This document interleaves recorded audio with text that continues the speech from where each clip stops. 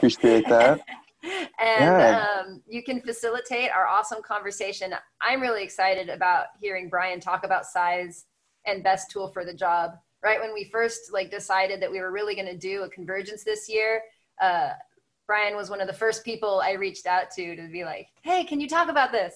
Because that was a good anchor conversation that is, tools to make us more effective in our gardens is so great. And so thank you, David, for facilitating this conversation, because I know you two have actually had more FaceTime.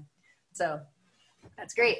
And any more questions or comments we have on our chat, please, put things in the chat. This is for people who just jumped in. I love our chat box being a way for us to take notes. It's like a shared note log too, aside from comments, because the chat is going immediately into our Slack and Discord, which are really easy for all of us to search for this information. Whereas the videos, we'll get them out probably sometime next week, but it still takes, it's resource intensive to watch a video and mine out the information. It's really efficient to search for a term and have it pop up on your window. So let's be efficient, collaborative beings and use the chat for our mutual benefit too.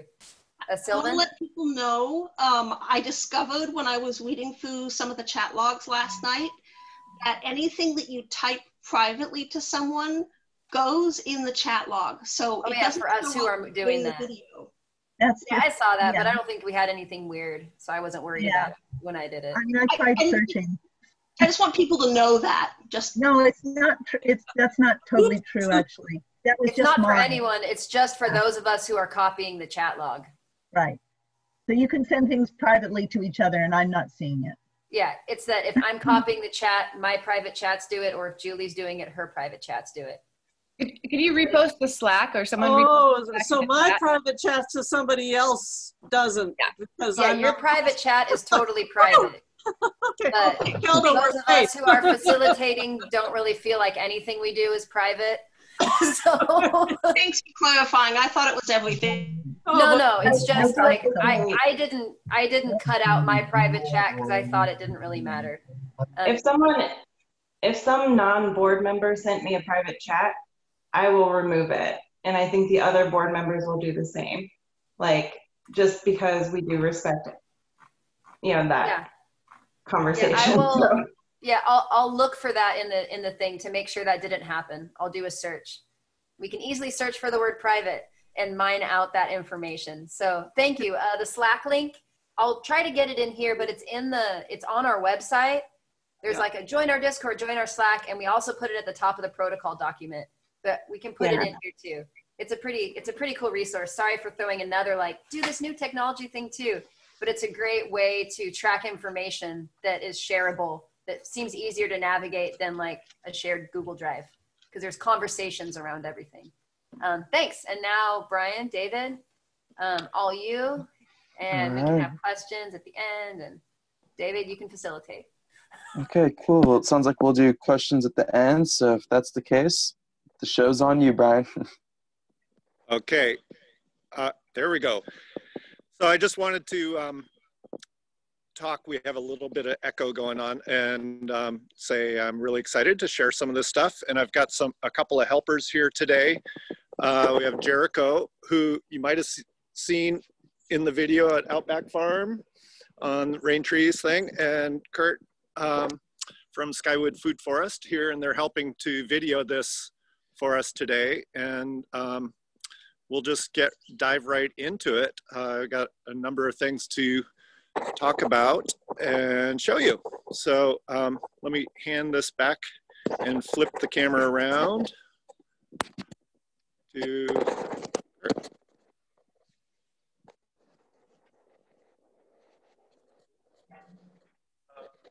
If that's muted, you might have to hit unmute again.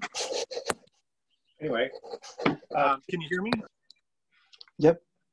Okay, so I've got a number of things, but there's the most interest in scythes, so I think I'll start off with that. Most of you are probably familiar with this style scythe. You got to open that little port.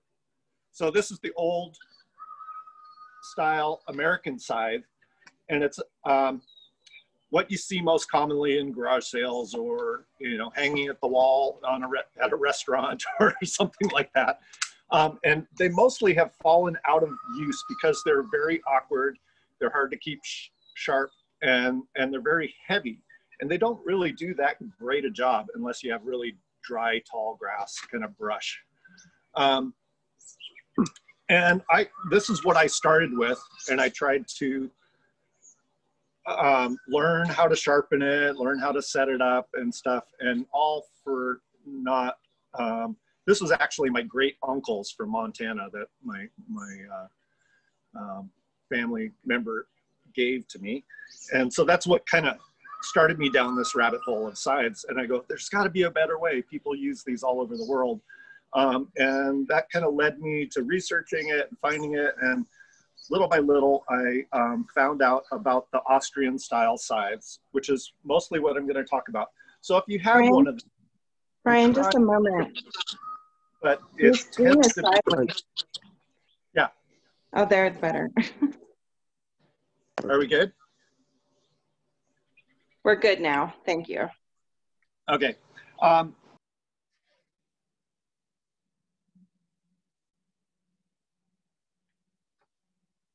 Now you're muted, Brian. Yeah, I think we just lost audio. Okay. Are we good now? Yep, we're good now. Okay, thank you. So I just brought two blades here to kind of show you the difference so you can tell. So the American style blade typically will have this corrugation on the blade. It's a much thicker blade, much stouter. These are roughly the same length, and you can't feel them because you're on the interwebs, but I can. This one's about half the weight of this one. And this is the Austrian style blade, and it has a curve going this way, curve going this way, a curve going this way, and a curve going this way. So it's those curves that build the strength into the blade. It's also very, very thin, so it's easy to sharpen and keep sharp. And I'll talk more about that in a bit. So I use several different blades that are used for different purposes. And this is kind of my general purpose blade, and I'm going to talk about this one initially to get you familiar with how you want to get it set up. So there's each scythe is fit to your body. So every body has a scythe that works better for them if it's properly adjusted in the right height and so forth. So I'm just going to go over some of those measurements. So typically you want the scythe handle to be no taller than your shoulder. You want, this is called the stem and the grip. You want the stem to come right to your pelvic bone right there, the top of your pelvic bone. And then you want your handles to be between your elbow and your fingertips. So those are kind of some rough guidelines that you're shooting for. And then I'm going to just back up here so we can see. And then you want to be able to hold on to those grips, your feet slightly apart, your knees slightly bent, and then that blade is laying flat on the ground. You got a good detail of the blade there, Kurt. So if the blade is tipped up like this, it's not going to cut very well. If it's tipped down like this, it's going to dig into the ground. So you want the blade to be like a ski. It's going to surf along the surface of the ground and follow that contour, right? So all of those things are important to get it set up. So it works good for your body and your motions and the material that you're cutting. The other thing that's important is an adjustment. It's called a hafting angle, and that's how far open this blade is and how closed it is. So there's this sweet spot on the blade that has the right curve so it slices through the grass. So the way you tell if you got it in the sweet spot, normally you put it up against something fixed like a building or a tree, and then you rock the blade over and see. So I'm just going to use and I'll do it this way so you can kind of see what's going on. I'll use my finger very close to my face so I'm not moving it around.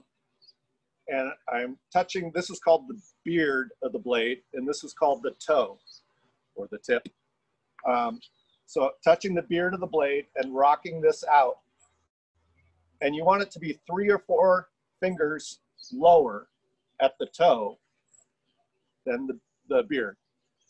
So this allows the blade to slice through the grass. If it's too far open, then when you're cutting the grass, you're hitting the grass broadside and it's just kind of knocking it down. If it's too far closed, then you slice through kind of without it cutting anything. So this is a really important adjustment, and it's something you can play with.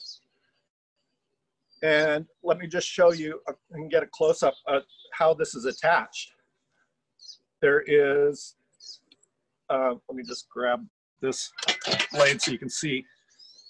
So this is called the tang, and then there's this little nub that fits in a hole right here. So this is the locator, and this is called a snap saver.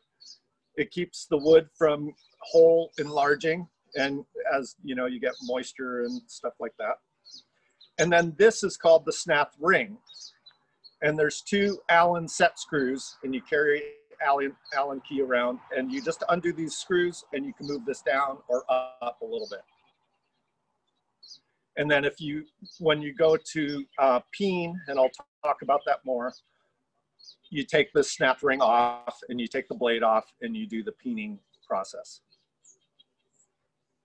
So it's really very simple. It's a lot simpler than look at the hardware on this thing.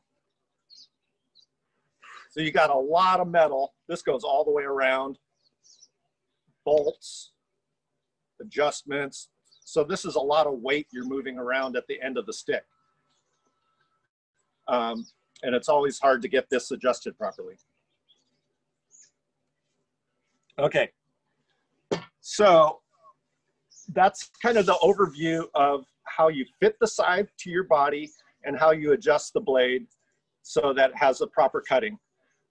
I will say that that hafting angle is adjustable. Like if you have really light, easy cutting material, you can kind of open that hafting angle up a little bit and you end up cutting a little wider swath. If you have really tough material, you want to close it down a little bit. There's just a comment, they're not seeing the close-up. The close-up's on a different screen. There was a comment saying you're not seeing the close-ups. The close-up videos are on a different screen than the volume's coming from, so you might have to swipe to see it. Or I don't know if David, he can make some of those like presenter ones and they have a priority and it puts them closer together. Okay. So both cameras are online? That would be awesome. Russ is asking for the other view also. Yeah, so I don't know, David, can you make, it's actually my phone that Kurt's using. Can you make that also a presenter? He's doing the details. Okay. Let's I just see. pinned that other angle. Okay. You're able to get it, Shaylee? Yeah, so the close-up view for you is now being pinned. Did that help everybody? Here's the detail. Yeah, yep. That's the main camera for us now. Okay. Thank you. Okay, it's not for me, but maybe that's being on mobile. I think mine's the same too. How's that? Okay. Oh, there you go. That's Okay. different. Yep. Are we good? Yeah, we're good now. Good Now I view. got a plane going overhead. I think if you're going to want them to switch which one is pinned, you're just going to have to say. Okay, I'll leave it. You guys organize which. You got a good view right now. If they now. want to switch the camera later to this one again to be pinned, we're just going to have to say to switch it. Okay. Okay, we'll let you know. Yeah, if you just say close up or overview, I'll switch which camera I'm forcing everybody to look at. Awesome. Thank you, Shaylee. Okay. Sounds good. Appreciate that. All right, thanks for that heads up. So, okay, with all of this in mind, like setting up your blade, getting the snath. Oh, I would mention, so this is a commercially available snath. You can buy, so, and I'll, like, the snath generally costs right around $100 if you were to buy one. The nice thing about that is this is adjustable. You can see the grooves in here, and then there's holes, and it's just bolted on, so you can adjust this in and out. So if you have different people using it, or you put a different blade on it, you can adjust it to fit that person or that blade a little better. A lot of my other snaths I make myself, and they're fixed.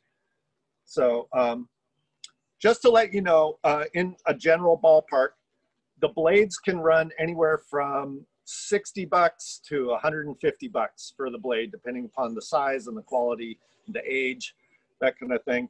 And then the snaths are about right around $100. But you can make your own, and I'll talk about that. So in the beginning, I mentioned I use a number of different blades. So let me just talk a little bit about the blades. So this, since I have this one in my hand, this is kind of my general purpose blade. It's a mid-size. It's about 65 centimeters long. I'm using centimeters because that's what they come in. And it's a medium weight, so it's not super delicate, but it's not super heavy either. Like you wouldn't cut blackberries with this necessarily. So it's a good general purpose to go around the field, to go around your orchard, that kind of thing. And then I have what I call my brush blade or ditch blade. And this is a much heavier blade. And this one I can cut small saplings and blackberries and tansy and other rough material with. And this is on a snath that I made myself. It's just got a single grip. And you kind of hold it like this underhand, kind of like a broom. So you can cut with it kind of like a broom like this, just little sweeping motions. Or you can use it in all kinds of random angles to get at blackberries. It's very durable. And this one you don't sharpen quite as finely, so you don't run the risk of tearing that edge a little bit on there. And this is a general purpose blade that I'll use like between raspberry rows where it's at tighter quarters, or in a garden path row, or around a building or a fence line, things like that, where I might run the risk of damaging the blade. And then I have this is what I call my open field blade. So this is my longest blade. This is like a 95 centimeter blade, very lightweight.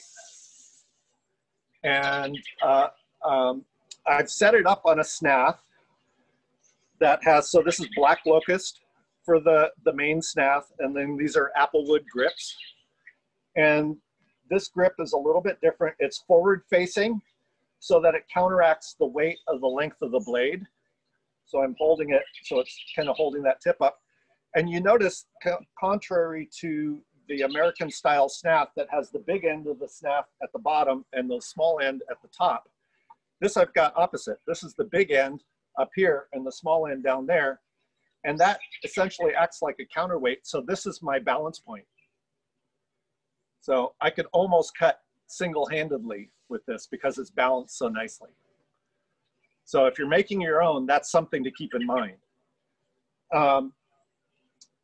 Okay, so that's kind of an overview. Does anybody have any burning questions at this point before we talk about mowing technique? If anyone wants to type anything in the chat or just speak up, feel free to do so. I'll let people do that, and I'll talk about cutting. Okay, great. So I'm just going to back up here a little bit because the grass is kind of low, kind of been trampled on, but it'll give you an idea. of, and we'll get started here, of how you can mow pretty low. And I mow all our lawns with this, even though this is a little bit tortured grass. So you're keeping the blade on the ground during your whole swing, and you're taking small bites and advancing into that material as you're taking these smaller bites. And I'll come over here, I'll be able to see it a little better as we get into this stand. So see, I'm just taking like a 6-inch bite as I'm slicing along. And you should be able to go as slow as you want and it'll cut, right? I'm not doing a very hard whack at it. It's just cutting that material as I'm advancing into it.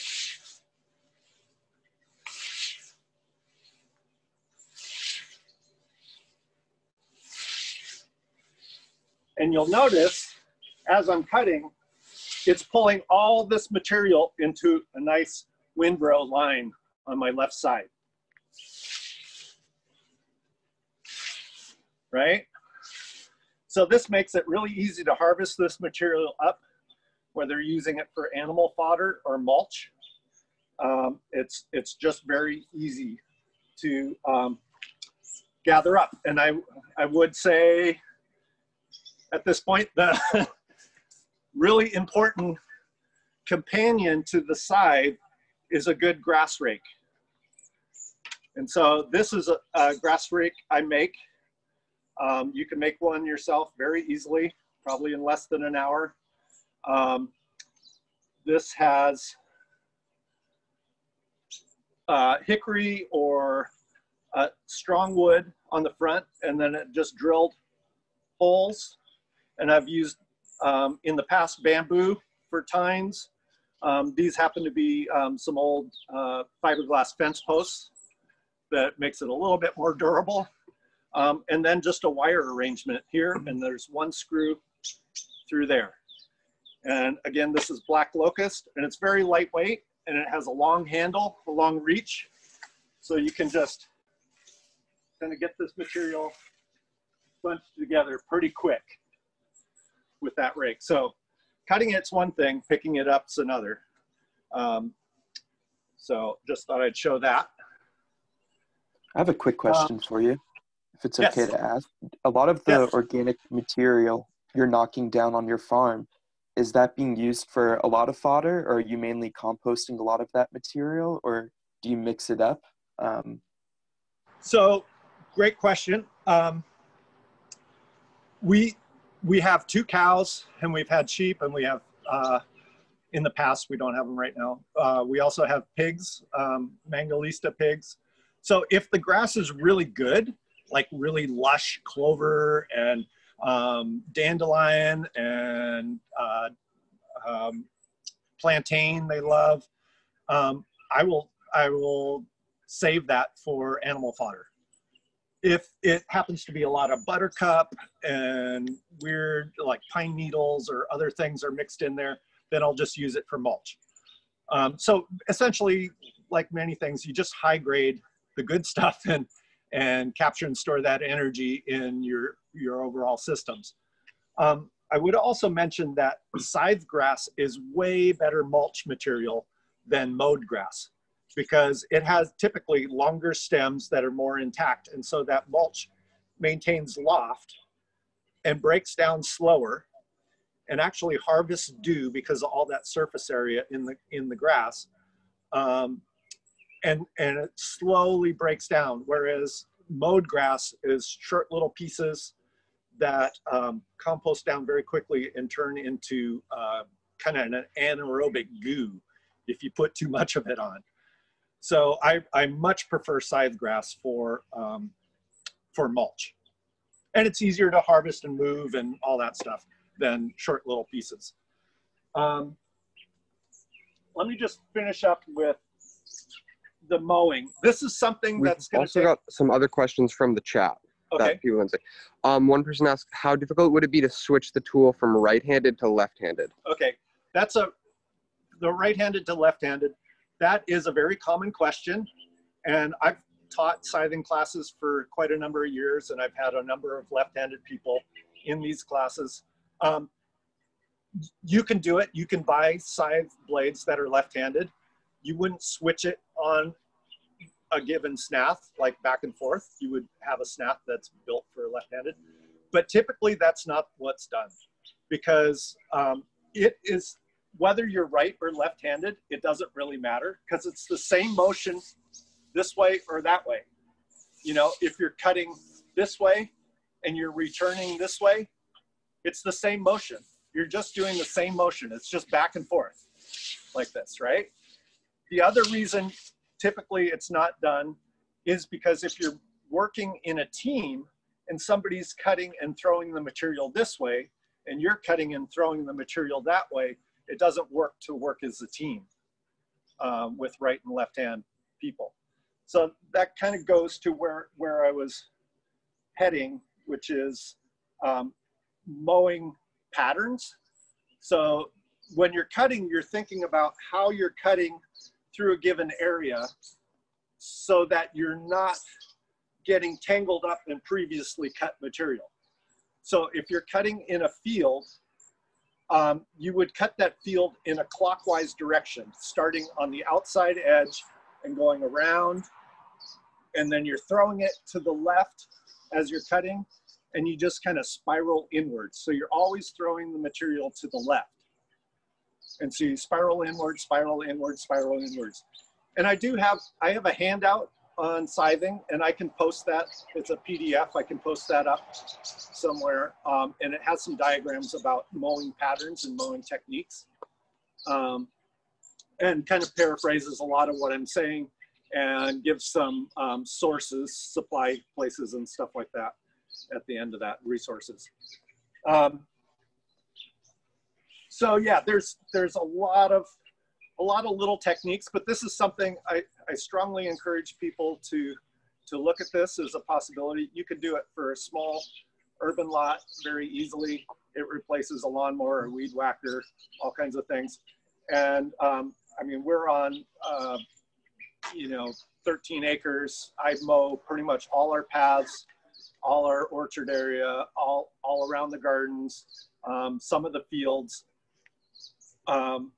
with the scythe. I do hay our backfield with equipment, but we have cut it in the past by hand.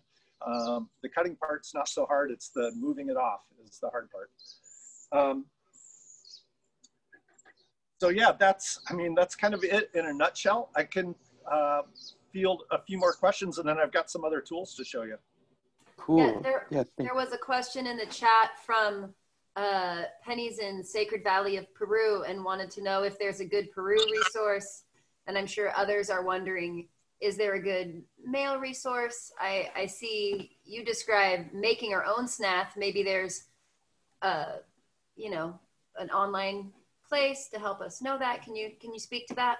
Yeah, there's several places, and again, these will be in the PDF that I'll post up here in a little bit. But right. I've got most of my blades from Scythe Works, and they're out of Victoria, BC.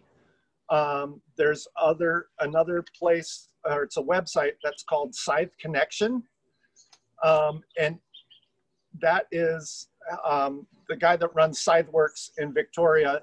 His brother, who has since passed, was a super scythe aficionado, and he's put together all kinds of technical papers on peening, on building your own snath, on setting things up, on mowing patterns. So a lot of really good information can be found at Scythe Connection. I think it's .com. And then there is Scythe Supply. I think they're in Tennessee. They have a kind of a limited number of scythes, but they're also a source for scythes and snaths. A little bit less technical information there. I don't know of any, in Europe, I'm sure there's tons of places that sell scythe supplies. It's much more common in Europe. In fact, they have whole scythe competitions and scythe festivals and scythe races and all these things. So could you share your favorite length of scythe for either like grass mowing or weed whacker type applications, so I can get that in the chat too, please? Yeah, so I will go back to this one. So if you're just starting out, I suggest going for something in the 65 centimeter range. You know, it could be 70, could be 50, but you know, somewhere around 65 is a good length to start out. And what you can do, if you get one of these adjustable snaths, you can get one snath and two different blades. So you have a smaller, shorter, like a 40 centimeter trim blade, and then like a 65 centimeter mowing blade. And you can fit both those blades on the same snath, and you may have to adjust your handles a little bit to make it lay properly. But that's a good way to go. And then you kind of get familiar with it. And this is what I did. I bought a scythe setup with two blades and one snath. And then once I got familiar with it, it's like, oh, I don't want to keep switching the blade back and forth. So I made my own snath for the trim blade, which is much easier because it just has the single handle, you know, single grip, and it's just a mortise and tenon kind of joint right through there, and find the right handle piece from, I like fruit tree prunings because they've got some weird angles on them. And it's pretty easy to set it up. That's how I would recommend people to start with it. And don't get too fancy, too long, too thin, because it's very easy to like tear the blade or nick it, or I've even seen people snap the blades at the tang before because they're you know, too aggressive with a too delicate a blade. Okay, let me just talk quickly about sharpening. So there's two ways to sharpen that are used. So when you're in the field and going around mowing, I carry a whetstone holder that has a little bit of water in it, not right now, and then a stone. And there's different grades of stone. So this is a synthetic stone. It's a little bit more aggressive, coarser, but there's finer and finer stones you can get. And then this is just sharpened in the field very quickly. And I lean the blade over at an angle like that, clean off the grass. And then you're using the narrow edge of the stone and going mostly on the top of the blade, which is down at this point, and then a little bit on the bottom. So like that, and then take off the burr. So you just go pretty quickly down it like that. As you're mowing, you might do that every 5 minutes or 10 minutes, depending upon what you're cutting and how well peened the blade is. After a certain amount of time, and everybody asks me, how much time? And the permaculture answer applies here. It depends. The rule of thumb is you should be able to see the blade wiggle by pushing with the back of your thumb. So over time, using the stone, it wears that blade back, and then it kind of gets blunt. It's sharp at the very edge, but it's fatter. So at that point, when you're having to hone it more and more frequently to get it to cut, then it's time to peen. So the peening process, I didn't bring the peening block down here, but essentially it's a big stump with a little anvil in there and a hammer. And you're just pounding the very, very edge, and you're drawing that metal out very thin. There is a video on YouTube of me talking all about peening, so you can look that up, just scythe peening. I think Paul Wheaton from Permies videoed it. Just a quick 101 about peening, and shows the process and stuff like that. So that is an important part, and typically it's, you know, between 10 to 20 hours of using the blade. It needs to be peened again. That's just a rough ballpark. Depends how fine it was peened originally, how coarse your stone is, what kind of material you're mowing. So just got to look at it. If it's not cutting very well, it needs to be sharpened. All right. So I've got some other stuff to show you. If there's other questions that come up about the scythes, just shoot them out and we'll address those. Otherwise, I'm going to launch into a few other things. Do you want this camera now? How's that sound? You're looking pretty good. I don't know if people want a more zoomed out perspective right now. Yeah, we could go to pin the overview camera. Okay. You want us to pin the other one? There you go. You can pan on the table here. So these are some of the cousins, scythe cousins, right? Typically on a farm, permaculture farm, you're doing a lot of things that require chop and drop, whether it's grass, trees, berry bushes, all kinds of different things. So this is a nice long-handled sickle. This gives me a little extra length, and I don't have to stoop down to get stuff right around tree or that kind of thing. So I love this. It's same kind of steel, a mild steel. So this is sharpened much in the same way by peening the very edge and then using a whetstone to sharpen it. So it stays very, very sharp. It's a thinner blade, so it's not for woody material. It's for more grass and that kind of thing.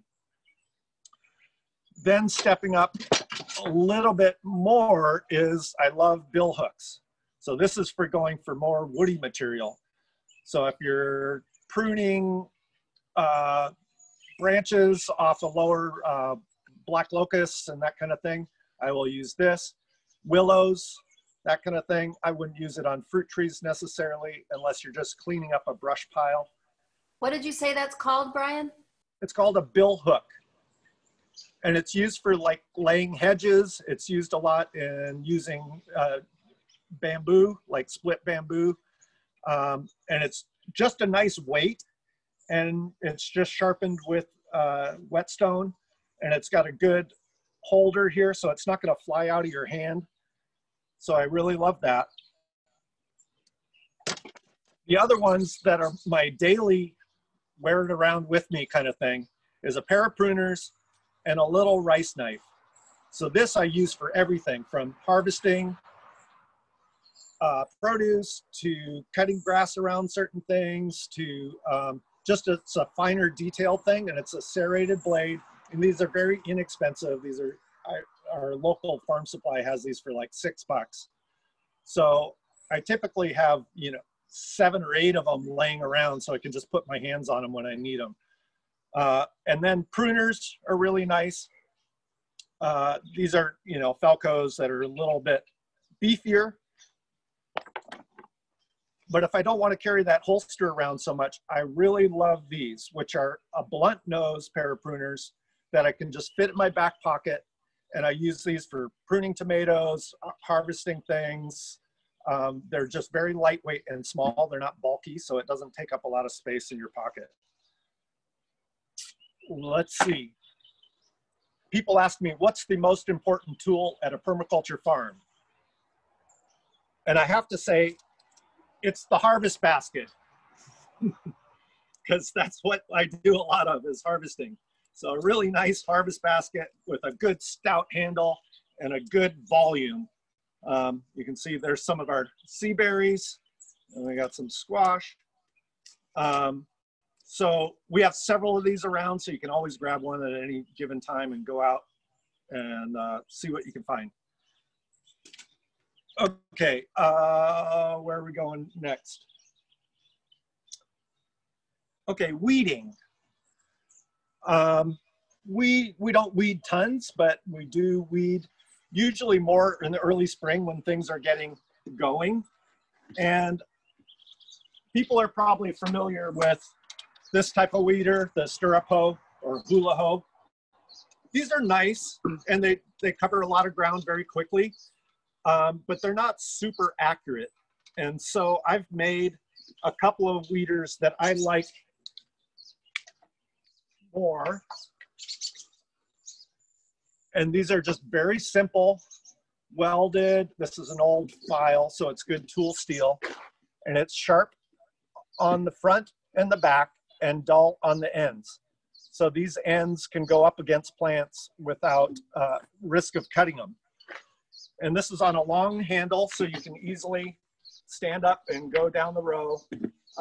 Weeds don't get tangled up on the end very much like they do on the hula hoe. And so you can go very quickly and very accurately through things with this kind of tool. I've also made a smaller version of that, just with this little diamond kind of blade, and that's sharp again on the front and the back and dull on the ends. So you can really go in between your finer plants.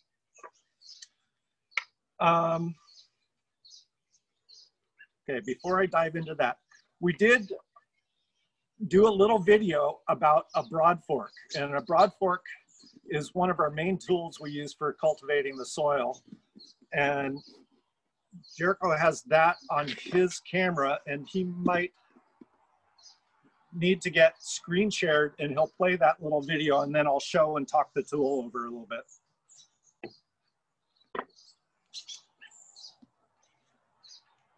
And if you have any questions at any point, just put it in the chat and we'll cover that.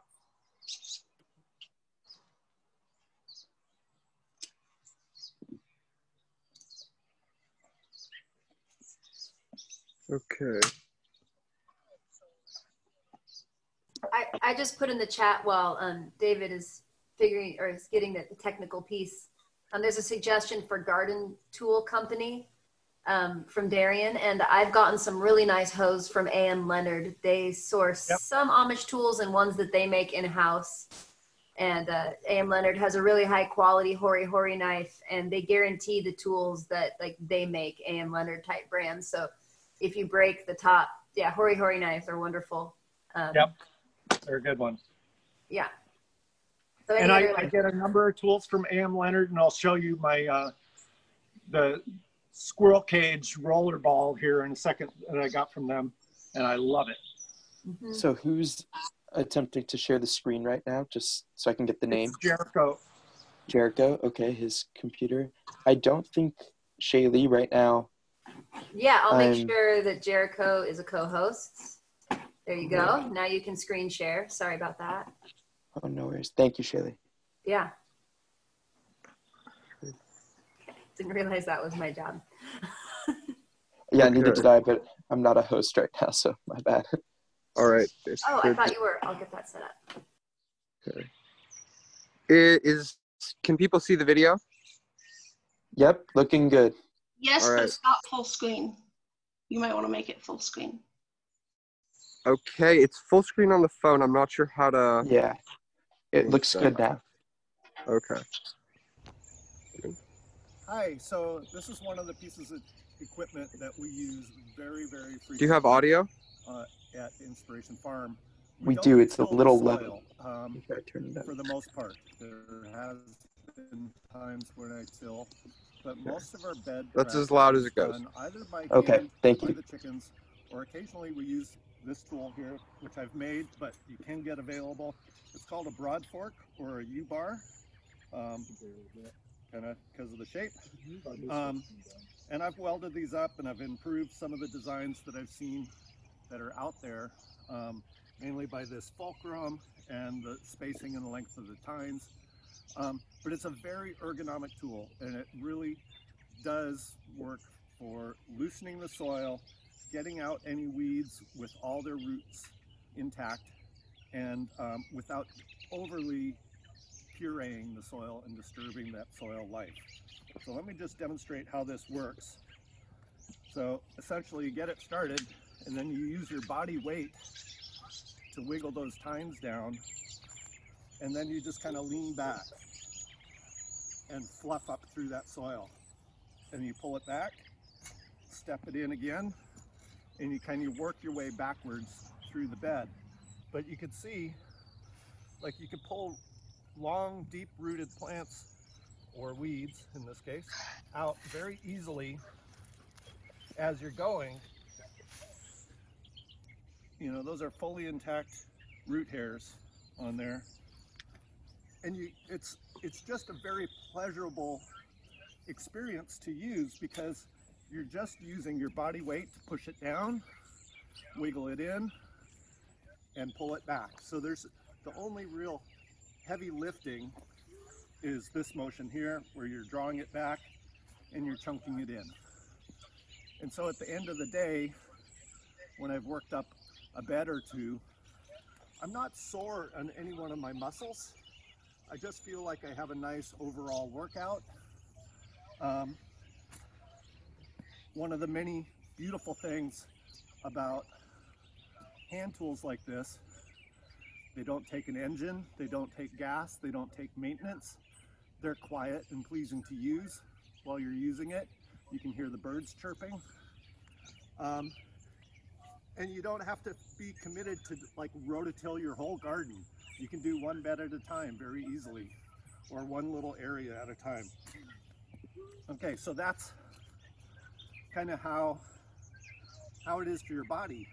How it is for the soil is amazing because this doesn't puree up all the soil and grind all those worms into, you know, worm particles, which is, I guess, plant food eventually, but it kills off the worm population. It also breaks up the mycelium and disturbs the soil strata. So this leaves the soil strata intact. So there's a top layer of your topsoil and then your lower subsoil. And it's also working the soil much deeper than a rototiller or a plow would work. So these tines are 16 inches long. I have another broad fork where the tines are 20 inches long. And we've been able to build topsoil all down that full 20 inches of the tines. And so this is how we work up our beds. And we have, you know, a good amount of annual beds up here. Another thing to note is by working the beds like this and then having your paths and not walking on your beds, I only really need to work up my beds like every 3 years because it maintains this soil tilth and health. So by mulching or running the chickens over it lightly or a little spot hand weeding, I can check and make sure that the bed is good to go without needing to use the U-bar. And the way I do that is with a stick test. So I just take a stick and say I want to check this bed and see if it needs to be U-barred. I'll take that stick and I'll just push it down and see how far it easily goes. So it's going in, you know, a good 16 inches. So this bed would not need to be U-barred. Let's just give an illustration here on the path. Pushing it in the path, that's about as far as it goes, is about right there. So that's, you know, if that was a bed, I would go, that needs to be U-barred because I want that soil loose so those roots can get down to the moisture and the nutrients very quick and easily. So that's the U-bar or broad fork, and it is one of my favorite tools next to the scythe at Inspiration Farm. All right, thanks.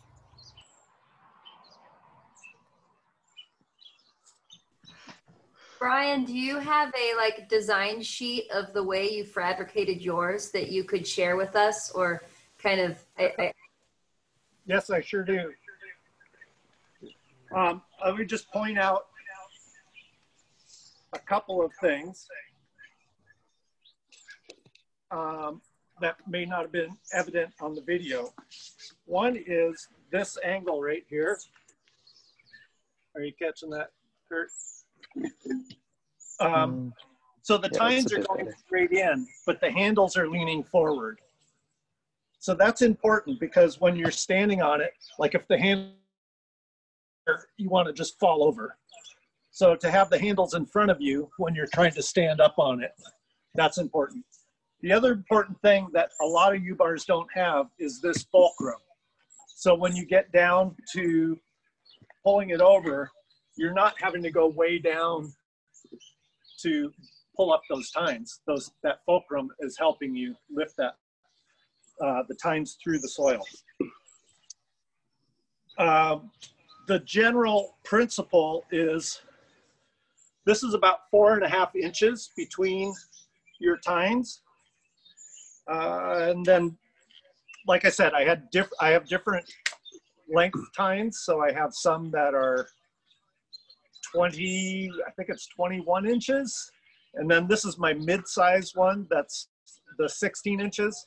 And then I have one that's 12 inches as well. And I can post those. I mean, anybody with welding skills and access to some recycled metal can put one of these together in a few hours. So it's the wider, stronger tines should be on the outside, and then these can be a little bit narrower on the inside, because this outside one is taking the brunt of the torque going through the soil.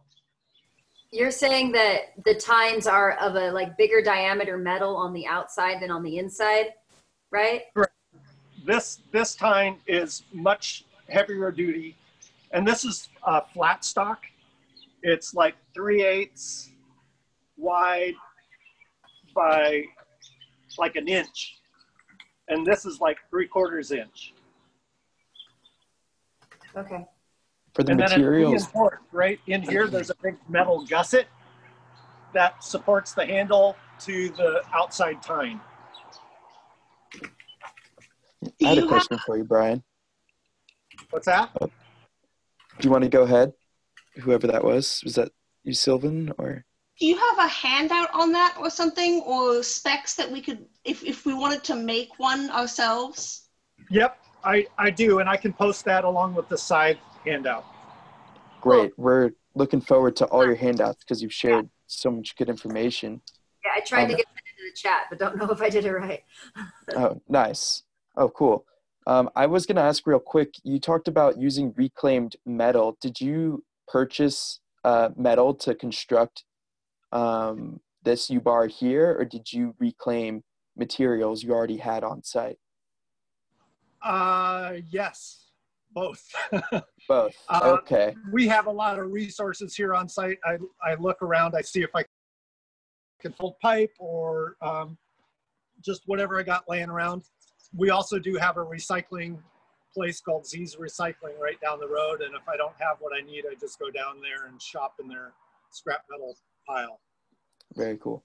Yeah, and friendly suggestion, just to see if there's a fabricator, like that's the term for someone who might be able to make something out of metal, or in your community, there's often like just a fabricator that will do little odd welding jobs for you. And that can be a nice person to meet. Yeah, in the past, I have actually welded these up for people. And I actually have had workshops where we've had like 8 people make one of these in a weekend, their own. So I have welded them up for people. Generally, I charge about $250 a piece. And that's, you know, everything, materials, and I custom do it for their size and what they want. But I don't, you know, that's not what I do normally. It's friends or something beg me to do it, so I will. So yeah, let me move on to a couple of other things, and if we're done with the U-bar. I'm going to show a couple of other little tools that I've built over the years to do jobs. So I would speak to this. So necessity is the mother of invention, right? So if you're come across a problem that you're dealing with and you can't find the right tool to do the job, what would be the right tool to do the job, right? Maybe there's something online that you can reference that's close and you can get a picture, and then you can, if you're handy and tinkerer, you can cobble together something. So this is what's called a jab planter. So we're doing more and more no-till systems, but I wanted to plant corn and dry beans without tilling the soil or without having to delete the debris that was on those beds. And so this jab planter, I'm going to give a little close-up with a tip. This is kind of a depth set. You can adjust this up and down, and it's also a step, so you can step into it if the ground's kind of hard. And then this lets the seed out. So you can just jab it in like this, and then drop your seed in the top and then open it up. And you just jab along like that, dropping seeds. So you're not bending over and you're getting that seed into good ground contact. So that I used for the first time this year, and I haven't hooked up. You can do a little handle release for the. You want to show it to this camera? This is the one that's highlighted right now. It's not. So there we go. There's the soil depth gauge. Here's the seed release. And then you can take a plastic bottle, so you have like a little funnel on the top, so it's easy for you to drop your seed in. And you could probably figure out a way to automate the seed that drops in there, but I just drop one seed, or two seeds at a shot. There's a question which says, how big of an area can you practically use this for? How long do you want to walk around jabbing seeds in the ground? You could do acres and acres if you want to take the time, but we only have small patches like 50 by 50 or 50 by 75. So it doesn't take that long to run down some rows with corn into like a stubble field, like a totally no-till situation. Then I'll show this because we're on seeds. This is commercially available, but I love this, very cheap Earthway Cedar. You just run down the rows. It's like 125 bucks for this thing, and it comes with all these different, let me get this out, seed plates like this. So you can get one for beans and corn and grains and lettuce. So this is a pretty small one. This is for cabbage and broccoli, kind of small round seeds. This is paid for itself like numerous times over. It's just super simple and it works. And if you're just doing small little beds, this is awesome. Okay. What is that tool called again? This is called the Earthway Cedar. And a bunch of different places sell it, Territorial or, you know, A.M. Leonard, all those places can carry these. That's probably the lowest end walk behind cedar like that. There's more and more expensive ones, but the next lowest end one is like $600. This is only 125 bucks. Like basically it paid for itself in the first season. We've had it for 10 years. So it works great. Last night, Teju showed that a traditional African method is to get your row and then just press in your heel to make a divot and stomp it in, and then just like move the top of your foot to bury it. And then you can press again, restoring capillary action, all those good things. I love it. I love it. Just a heads up, it's 10. Okay. So here's one more that I just made, and we've been using this. People are talking about blackberries and getting rid of blackberries. So this is my blackberry and sapling puller. And I'll just do it up here on the table so people can see. But you open this up and you get your sapling or your blackberry roots around that. And then that clamps on it and it just levers it right back. And this thing has been a back saver. So fairly simple if you're decent at welding. I think you can buy these as well, but I just welded this up in an afternoon and it works great. Okay, what else? Cutting trees. I would quickly mention, I have fallen in love with these Fano handsaws. They're super sharp, they're super lightweight, and if you're doing any arborist work, it beats a chainsaw for anything under 4 inches, 5 inches. You can cut it with this and you don't have to worry about starting an engine. If you do have to use a chainsaw, I just recently bought a battery-powered Husqvarna chainsaw that I absolutely love. It's just like, pull the trigger, it starts, let go, it's off. It goes for a long time, so I love that. But most of the time, my go-to is a good triple-edged handsaw. And again, A.M. Leonard has these, and I'm sure other places as well. Okay, I've got a few more things. What's that? What was that handsaw called? Sorry. The brand is Fano. F-A-N-N-O. And they have different sizes. This is kind of a middle size. They have a little bit bigger one and a much smaller one. But that, if I'm going to do tree work, I go with these two things, mostly, unless I'm cutting large diameter stuff, and then I'll grab my battery chainsaw. Yeah, those Fano saws, Brian said they're on A.M. Leonard, and the point of any arborist saw, if you didn't catch that, is the triple edge, because it does a cleaner cut. There's like, the blade has little angles inside of it, and it's a lot better than like a wood saw or a cheap saw, and that triple edge is pretty important. Yeah, very nice, very clean. Let's see, we got a little bit more time, so let me just pull out a couple of my other favorites. This is another one of my absolute favorite garden tools. Very long tines, spring steel, so it's very durable. It kind of is like a small broad fork or a big potato fork, so I use this for digging potatoes or just loosening around in areas that I can't get my broad fork into. And then it has a chisel side on the back, so if you're using it to scalp, sod off, like if you're gonna plant a tree, you just scalp the sod like that, and then loosen your hole and get your tree in there. So very quick, very lightweight, very effective. Did you fabricate that, tree Brian? Planting. What's that? Did you make that tool yourself or purchase it? No, I did not make it. I purchased it from Scytheworks. It's an Italian tool at scytheworks.ca. What's the tool? I sound like a commercial. What's the tool? It's called Magna Grappa. I don't know what that means. Big grapper. Anyway, so yeah, Scytheworks has this tool, the big comma, and it also has that Magna Grappa.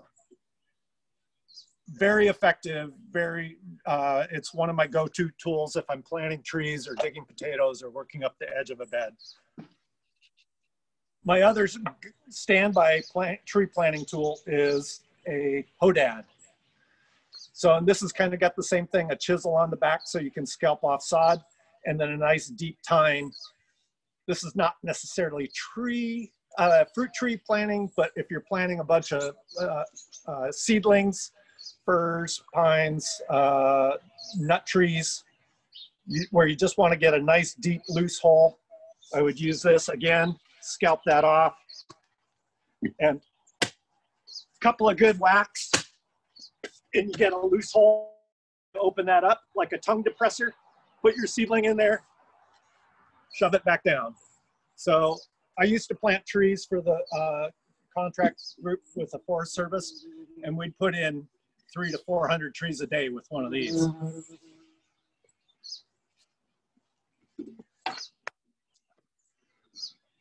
All right, we have a little bit more time for Q&A if people have burning questions. So Penny Livingston asked if it works on really hard ground. I'm wondering if she's referring to the hodad or just a lot of the tools you just demonstrated. Well, I'll talk to both of those.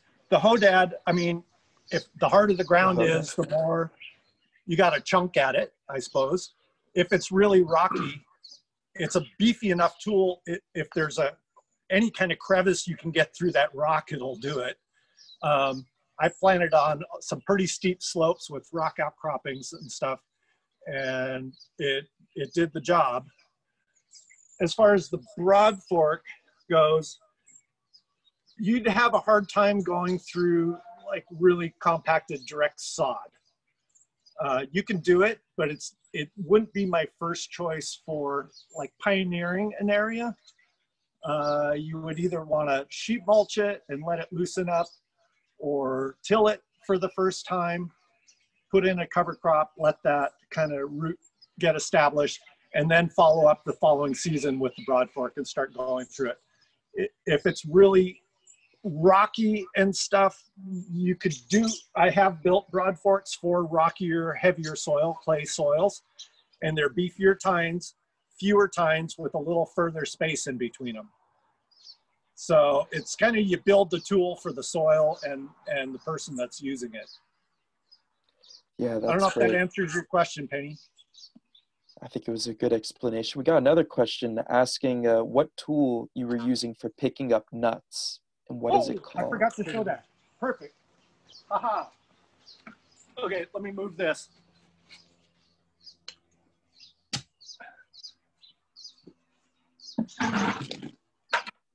Okay, so this is not the one I use for picking up nuts. This is a little bit bigger, but it's called a nut weasel. And it's, I don't know why they call it a weasel. It looks like a hamster cage to me. But this is the one that I use for picking up fallen fruit, like pears, apples, even chestnuts in the burr. So we will demonstrate this by just rolling over these apples. And you can see, I'll do a slow-mo here, the screen or the wires kind of bend and the apple pops in there and then they're trapped. And you can get quite a few in there in a short amount of time. And then you go on this bucket that has a wire, and it opens up those tines. It just drops into the bucket. So if you've got a lot of fallen fruit, you want to pick that fruit up so it doesn't perpetuate a pest cycle underneath your fruit trees. You also want to pick it up because you can feed your pigs or your cows or other things, or if they're in decent shape, you can make cider with the windfalls. So we'll just drop that in there again, opens that up, drops right in. Wow, what a great tool. Did you make that yourself or purchase it? I purchased it, yes. And again, A.M. Leonard is where I got this, and I think they have 3 different sizes. Are they just called like a harvest basket? I don't quite remember. I can search. This is, they're called a nut weasel, I think. This is the largest one that picks up, these are king apples, so some of these are pretty big, and it just picks them right up. It'll pick up pears. If they're a little rotten, it'll kind of mush them and stuff, but if they're rotten, you want to get them picked up anyway and feed them to the pigs or something. The nut one is more round and smaller. Excellent. So this is another very nice addition to the farm. Very cool. We had one question asking if you would be willing to do a workshop on making your own snaff if someone were to bring a blade, brought it up, and maybe even had a group come together. I have done that in the past, and I'd be open to doing it again in the future. The timing is kind of, the issue. The important thing, if you're going to make your own snaff, or we're going to do a workshop of making snaffs, is to get a blade and get that snaff ring, the little clamp. Those are the only 2 things you need, and then some woodworking skills. And then you can be on the lookout also for any kind of interesting pruning wood as we're going into winter and you're pruning your trees, any weird angles that might make a nice grip. And ideally, I try and select my wood for making snaths at least a year in advance so that it can dry and season so that it doesn't shrink after if you made it with wet wood and you use it, it shrinks and things kind of get loose or adjust. So I usually have a good stash of snath options. Like as I'm going through doing stuff around the farm, I'm like, ooh, that has a nice curve to it or whatever. And I'll put it aside over by the woodshed leaning up or up against a tree and just let it cure there. And then when I actually get around to making tool handles, I'll go through my selection and go, that's the one I want to use. So you can do that too. Just start selecting woods. And what I like as far as woods go, I like black locust. I like filbert is really good. I've used maple. If you have access to anything like oak or hickory or ash, those are all good options. But around here, we have a lot of black locust, so that's what I use a lot, and a lot of filbert. Great. And we got one more question for you. And that is, what tool that you use goes back the furthest in history in your bioregion? Oh, goodness. Yeah, harvest basket. There you go. Great answer. Well, that was a wonderful presentation, pretty inspiring, and it was so clear all the tools you've developed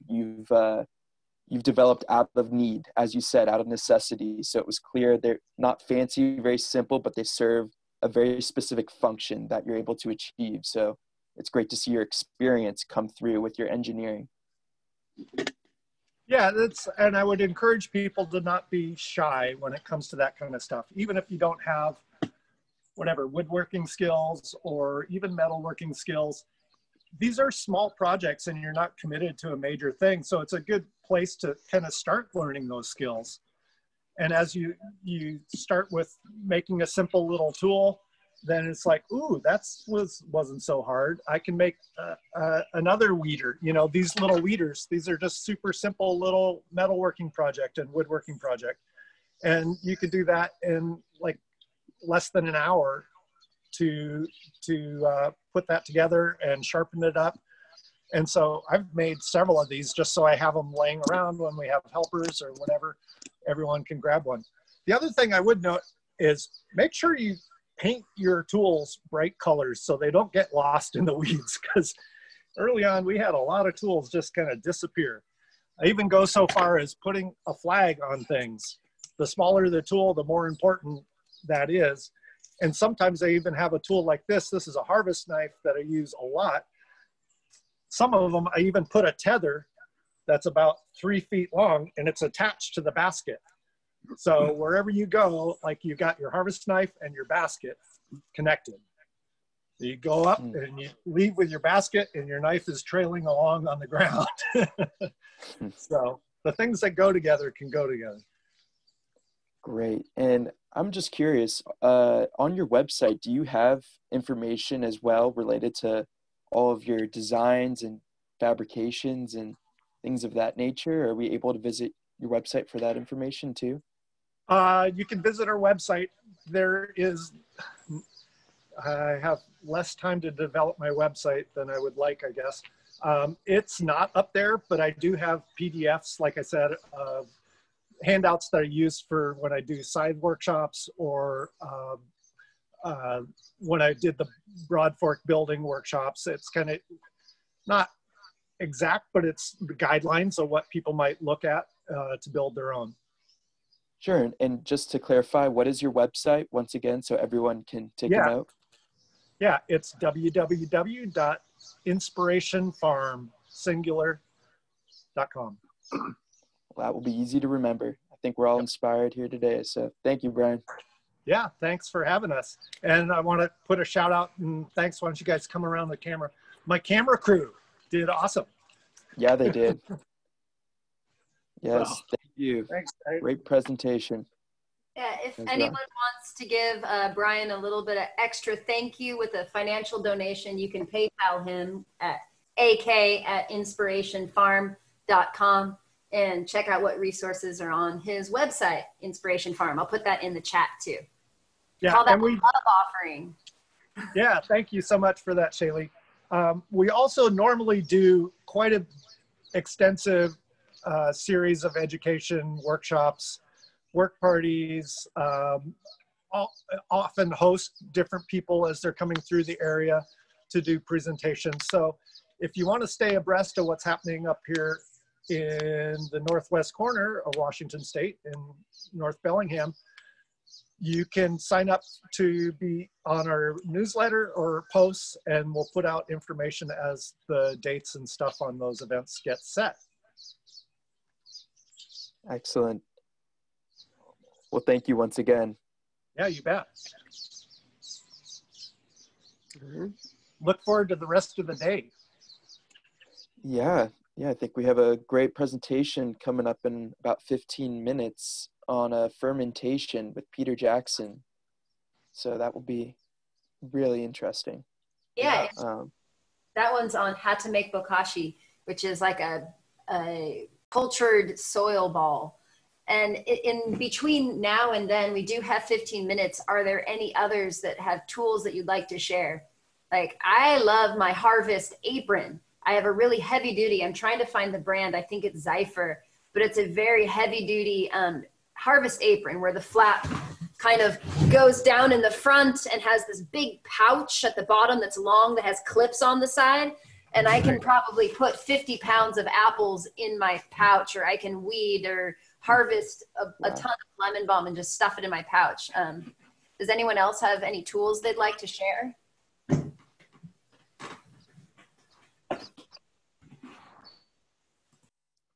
Anyone? Other tools?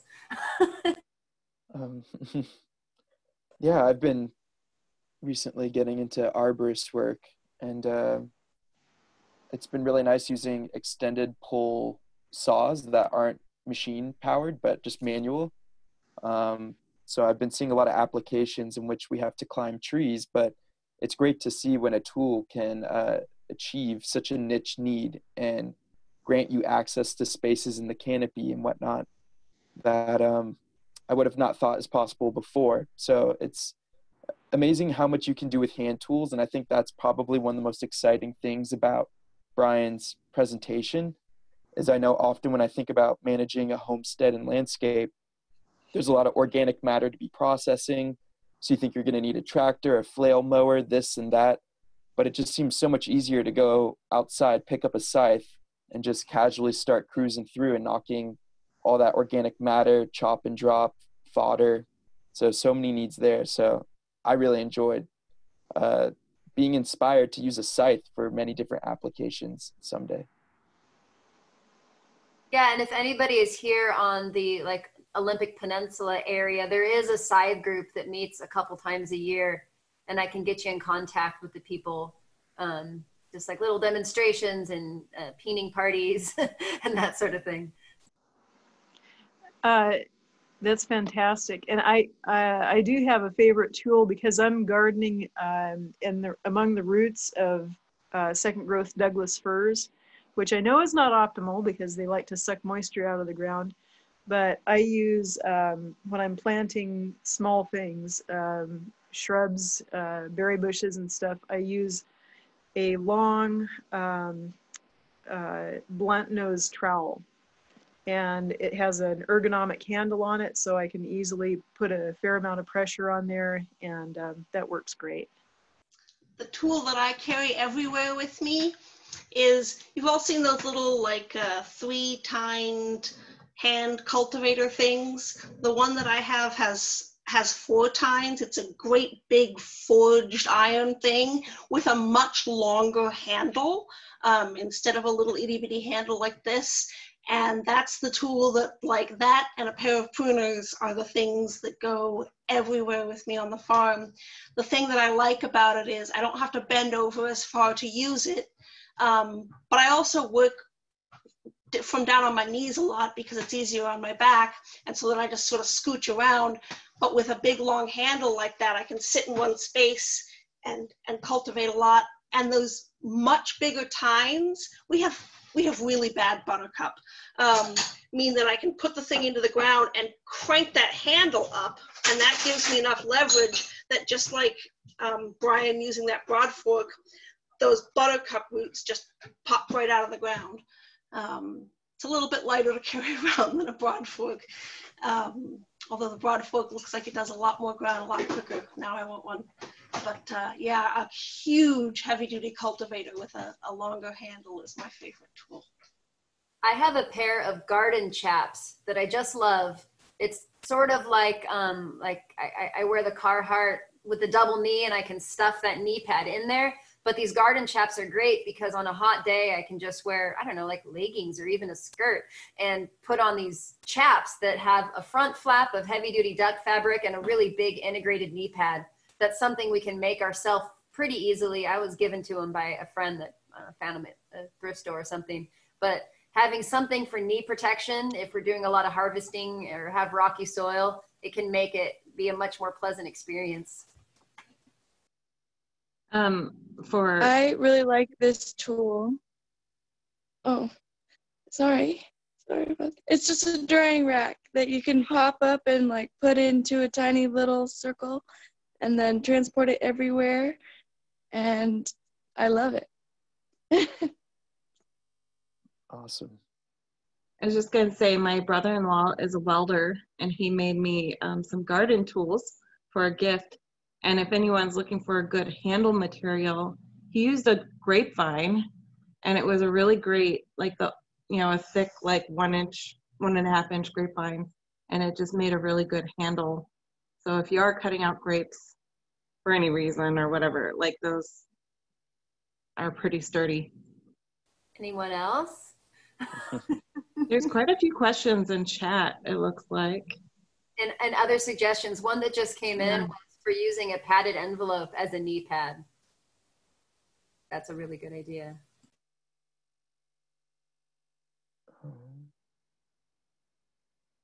And something that came out in another chat just about drying racks that I thought was really good was when we're seed saving, to tie up bundles of kale somewhere on like a garden post, and it can feed the birds and also kind of slowly broadcast seeds. I thought that was really nice. Does a drying rack inside the house work? Yeah, for drying, you mostly want air movement. Inside like a shed with a fan can be really nice, or inside your house. If they get a lot of light, they'll dry out and get pale after time. I have made a little, like a way to put a really big box so the plants can move around, and putting that near a heating vent, or if you have a heating vent somewhere in your house. I don't, but that's something that could be done. I don't know what a potato hoe is, but I guess I could look that up. I'm just looking at the stuff in the chat. And Kelda asked Marley if you can post a link to the drying rack you have, if you like that one.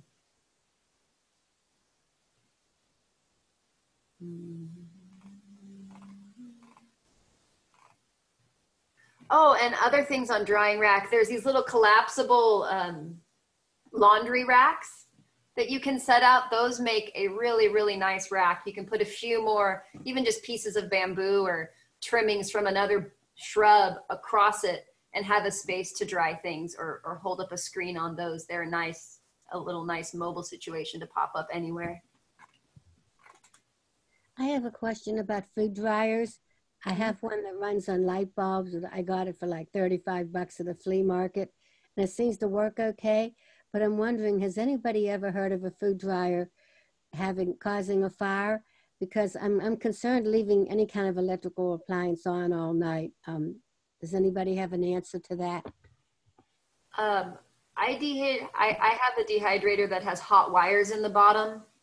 And I think with any dehydrator that has like actual hot things like wires or light bulbs, we just need to make sure there's enough space between what's in there. But I have not heard, that would be like if a dehydrator like that were to cause a fire, it would be because there was a short somewhere in the wire itself that added too much heat, because a light bulb shouldn't be enough to cause a fire as long as there's no dry material on it. Thanks for the tip. I wanted to say that a man in Eugene, Oregon named Eben Fodor, F-O-D-O-R, he's an engineer too. He invented a solar food dryer, and then you can put a electric ball backup in it. But in Eugene's climate, sometimes it's hard to, get as much sun. Although with the global warming, we have a lot more sun than we used to. So, but he wrote a little book called The Solar Food Dryer. I was a kind of a consultant. My name's mentioned in the book. Yeah, I like the name of the book in the chat. Yeah. I've had berries and fruit leather mold in a low heat dehydrator that was of that style with the light bulb or the wires. And so I have a forced air dehydrator, Excalibur too, and I love it. makes saving herbs and fruit and like everything. I'm one of my favorite things to do is just to dehydrate stuff. And if you are dehydrating fruit, it can be worth it to heat treat it briefly, like 5 minutes at 165, because that would kill any maggot eggs that might be in your fruit. I had a whole batch of apple chips get wormy because I didn't dry it out quite enough, and a brief heat treat like that will preserve it. And if you do have a low temp light bulb hot wire type dehydrator, just getting a normal fan, like a box fan, you can angle up to push a little bit more air. That can make all the difference in making it be more effective. You know, one thing that I've always wondered, since I took an Oregon tilth workshop in Corvallis about 20 years ago, is whether herbs needed to be dried, you know, not just in your window. Apparently you can get, I don't know, I don't want to say whether it's salmonella or whatever it is. This is one of my other favorite tools. It's 20 years ago. What do you know about that? Well, I was going to show you the herbs that I dry. This is the way that I dry herbs, and they're big shallow baskets. They're only 3 or 4 inches deep and they're really wide, so I can put things in a single layer. They work really well for herbs. I have never gotten sick from any of the herbs that I've dried in here. I don't think that most things would live through, I mean, a salmonella wouldn't, I suppose, possibly E. coli might or something, but I've certainly never gotten sick. I set these in the shade up on top of a bookcase and they desiccate for sometimes a month or 2, but honey, they can't hear well. I've got I'm sorry. Sorry, my husband just turned the water on. Sometimes months before I get around to them. I often pick them in the summer and then process them in the winter. I can't imagine very much living through that. They don't work well for like juicy fruits and stuff. They work well for small berries and herbs. And I have a whole bunch of these big flat baskets, and that's what I use for drying things. Although I agree with the quick heat treatment first. A nice thing about baskets like that is that you can rub your hand in the top and it separates all the herbs off of the leafiness. So that's a nice kind of easy way to de-stem. Yeah. And asking about making apples taste better, there was a suggestion for lemon juice and cinnamon.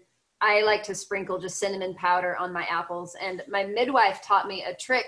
You have your whole apple, if your core is going in the middle and you cut it perpendicular to the core, all the seeds fall out and there's no need to de-seed or de-stem or de-core the apples. You can just cut them and the core kind of disappears in the drying. So if you're not making them that way, it's really nice. There's no need to remove that stuff.